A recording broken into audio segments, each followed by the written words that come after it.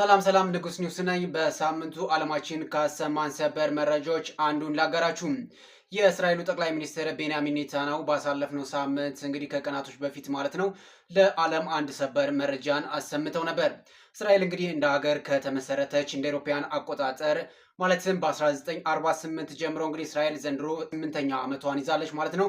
እስራኤል እንደ ሀገር ከተመሰረተች በኋላ እንግዲህ በመካከለኛው ምስራቅ ከሚገኙ ጎረቤቶቿ ጋር እንግዲህ ያለ ሰላም ለበርካታ ዓመታት ቆይታለች። ከሰሞኑ ላይ ከቀናቶች በፊት የእስራኤሉ ጠቅላይ ሚኒስትር ቤንያሚን ኔታንያሁ ካሁን በኋላ ከማንኛውም ሀገር እርዳታ አንፈልግም ሲሉ በተለይ ደግሞ አሜሪካን አጣቅሰው ተናግረዋል።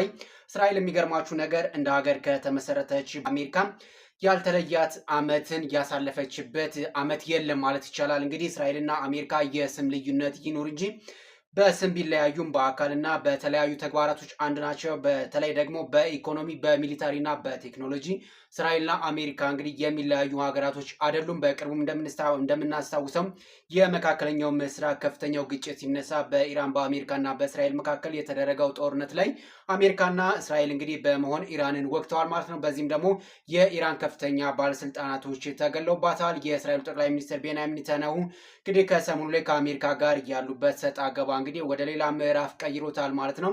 የእስራኤሉ ጠቅላይ ሚኒስትር ቤንያሚን ኔታንያሁ ባስተላለፉት መልእክትም ከዚህ በኋላ ከማንም ሀገር በተለይ ደግሞ እንግዲህ አሜሪካን አጣቅሰው ከአሜሪካ ከዚህ በኋላ የሚደረግልን ድጋፍ አንፈልግም፣ አያስፈልገንም። ኢራንም ቢሆን ብንገጥም እንግዲህ ለብቻችን ለመግጠም ዝግጁ ነን።